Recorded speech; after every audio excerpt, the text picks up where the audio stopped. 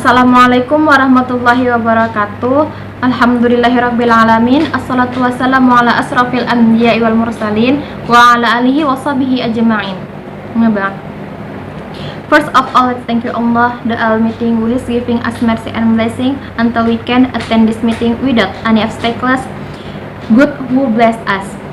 Secondly, my salawat and salam be with our Prophet Muhammad sallallahu alaihi wasallam, who brought us from Jahiliyah era to blessing era nowadays. I say a lot of thanks for giving an extraordinary opportunity.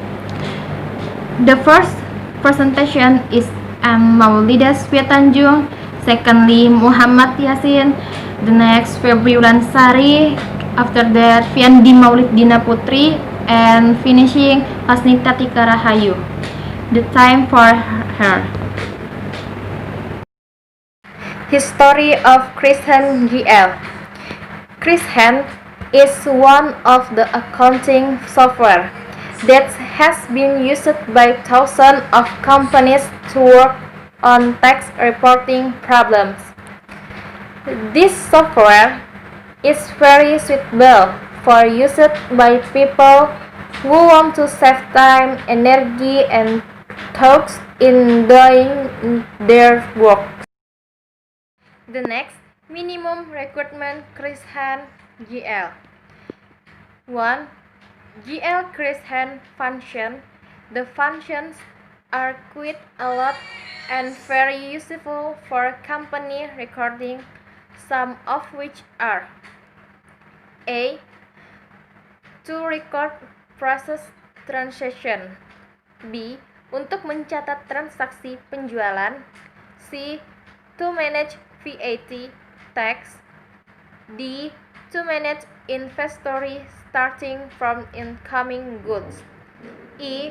For recording financial statement ranging from journals, general ledgers, trial balance to balance sheet and profit or loss financial statement. Thank you. Next, the friend. Assalamualaikum warahmatullahi wabarakatuh. My name is Muhammad Yasin, and the next material is the type of computer specification required.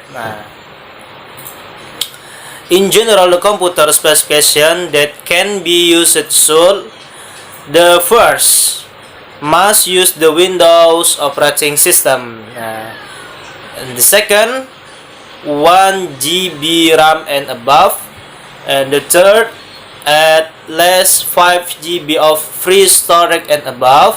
And the fourth, Intel Pentium processor and above. Jadi saya di materi ini akan menjelaskan spesifikasi komputer yang dibutuhkan untuk penggunaan program Chris Hand. Jadi di komputer itu spesifikasinya tidak terlalu tinggi karena pada komputer berspesifikasi rendah pun masih bisa berjalan selama sistem operasi yang digunakan itu adalah Windows. Dapat diterapkan berdiri sendiri, lokal dapat diterapkan berdiri sendiri, atau satu program saja bisa, maupun secara beberapa komputer dalam satu LAN yang sama. Semakin tinggi spesifikasi komputer Anda, maka semakin bagus karena kecepatan dalam memilih data akan semakin cepat. Jadi yang pertama, must use the Windows operating system.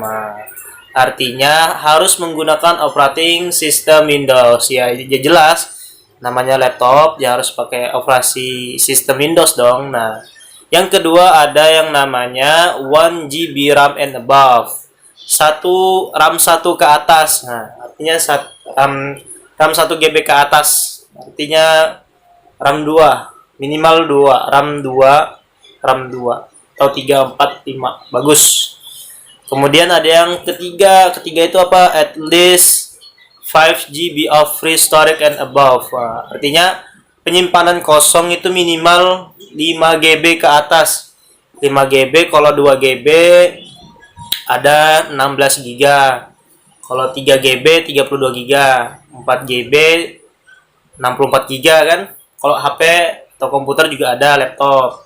Terus yang keempat, Intel Pentium Processor and above, artinya prosesor Intel Pentium ke atas. Nah, untuk komputer laptop yang sekarang tahun-tahun 2020, keluaran tahun 2020, perakitan tahun 2020 ini sekarang bagus-bagus.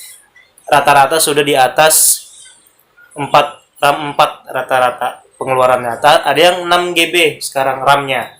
Jadi mungkin laptop sekarang sudah bagus lah spesifikasi komputer sekarang. Jadi semua aplikasi seperti Krisan GL nih bisa digunakan lah lancar-lancar saja pokoknya. Oke, terima kasih dari saya.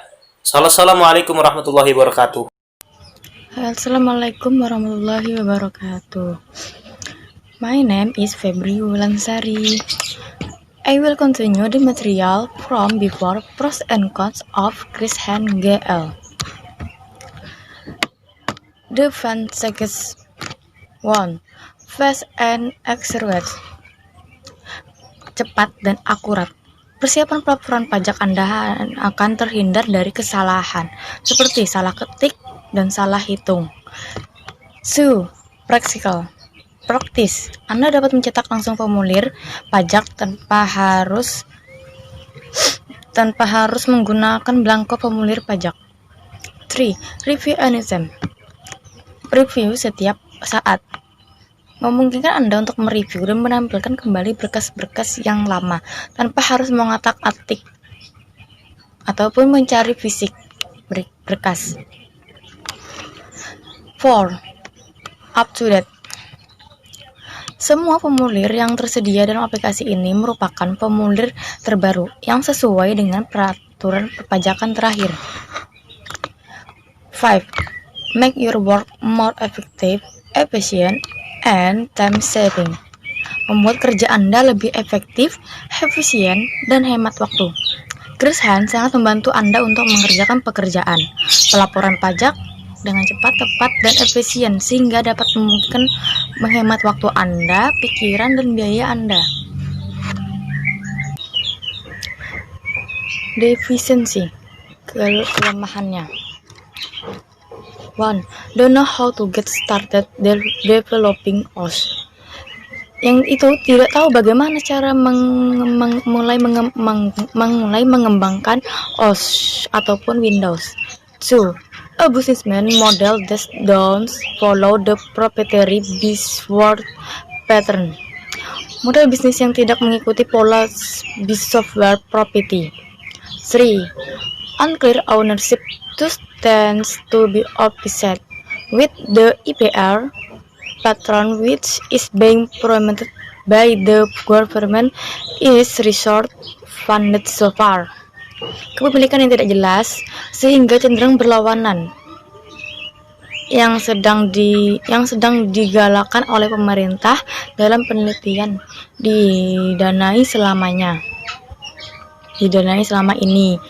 Dan 4. Lack of commercial support. Tidak adanya dukungan komersial, dan berarti itu tidak ada dukungan sama sekali. Dan yang kelima, 5. Too many variation of OS. Terlalu banyak variasi dari OS ataupun Windows 6. 6. The usability is still not good. Usabilitas yang masih kurang baik. Yang 7. Limited human resource application and commitment to OS. Terbatasnya sumber daya manusia dan komitmen terhadap OS ataupun Windows tersebut. Assalamualaikum warahmatullahi wabarakatuh. My name is Feni Mauliana Putri, and the next material is feature in Krisan GL. First, Krisan account payable model.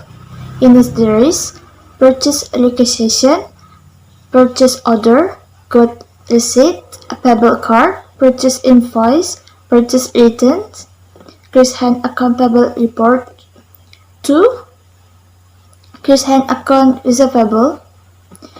In it there is sales order, travel letter, invoice, take invoice, account receivable payment, age analysis report, and other reports.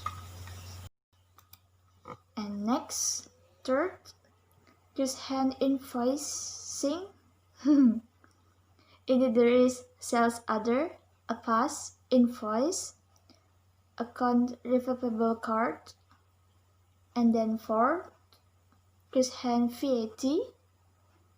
In this there is tax invoice, card, or debit note, SPT period, withdraw past SPT, CSV, direct ACV to e-invoice, and last report. Jadi, dalam satu software itu terdapat beberapa modul dan tiap modul itu ada beberapa programnya di dalamnya.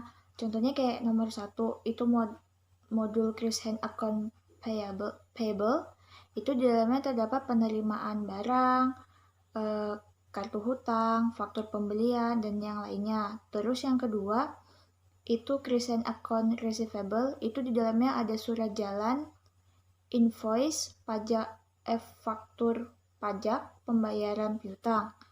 Terus yang ketiga itu Create Hand Invoicing, itu di dalamnya terdapat program surat jalan, invoice, surat piutang, dan sales order. Selanjutnya yang keempat itu Create Hand PPN, itu di dalamnya terdapat program faktur pajak, nota debit kredit, SPT masa, tarik CSV SPT masa, laporan, dan lainnya. Sekian dari saya. I will continue the material. Create Hand General Ledger. In a wide variety, one approach to format of financial reports, 3 cost center, 4 journal, 5 ledger, 6 trial balance, 7 budgeting, 8 report. Jadi di Create Hand General Ledger ini ada berbagai macamnya. Yang pertama itu adalah approach. Apa sih approach itu? Yaitu adalah perkiraan. Yang kedua itu ada format of financial reports. Itu adalah format laporan keuangan. Seperti apa formatnya?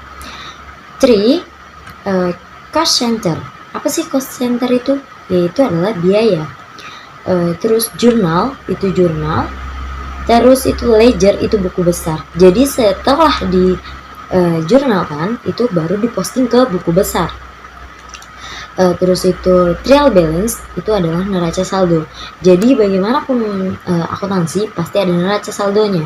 Itu adalah menentukan balance atau tidaknya laporan akuntansi ini. Terus itu budgeting.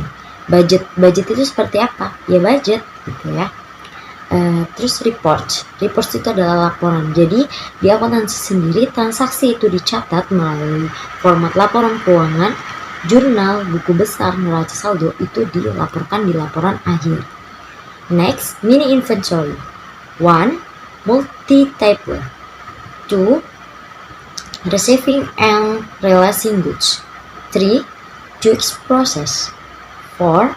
HPP card. 5. Transfer of goods between warehouse. 6. Adjustment of the number of items. 7. Stock recap. 8. Report. Jadi di mini inventory yaitu adalah yang pertama multi gudang. Apa sih fungsinya gudang gitu ya? Terus yang kedua penerimaan dan pengeluaran barang. Jadi di dalam mini inventory itu ada namanya penerimaan dan pengeluaran barang. Barang masuk dicatat dan barang keluar dicatat juga seperti itu. Terus yang ketiga adalah Jux process, yaitu adalah proses HPP. Yang keempat itu adalah HPP card, yaitu kartu HPP. Terus itu transfer of goods between warehouse, itu adalah transfer barang antar gudang ya. Jadi barang itu di keluar masuk itu atau dari gudang satu ke gudang yang lainnya itu ditransfer. Terus adjustment of the number of item, berapa jumlah barang. Terus stock recap itu adalah recap rekapnya, stok di gudang itu ada berapa, direkap, dihitung, terus itu reports, baru laporan. Jadi setiap apapun itu pasti ada namanya laporan. Laporan itu adalah laporan akhir buat dengan kita mencatat dari barang masuk, barang keluar itu dicatat. Oke, next itu adalah picture fitur Chris Hand GL. Itu adalah satu preferensi, daftar perkiraan, terus ada juga standing jurnal, cost center, perkiraan pembantu, seperti itu. Terus ada juga jurnal, buku besar, dan neraca saldo itu sudah ada gambarnya di slide. Oke, thank you. I think that's all for me. We hope that we have presentation before can be useful for us. Thank you very much. See you next time and stay classy.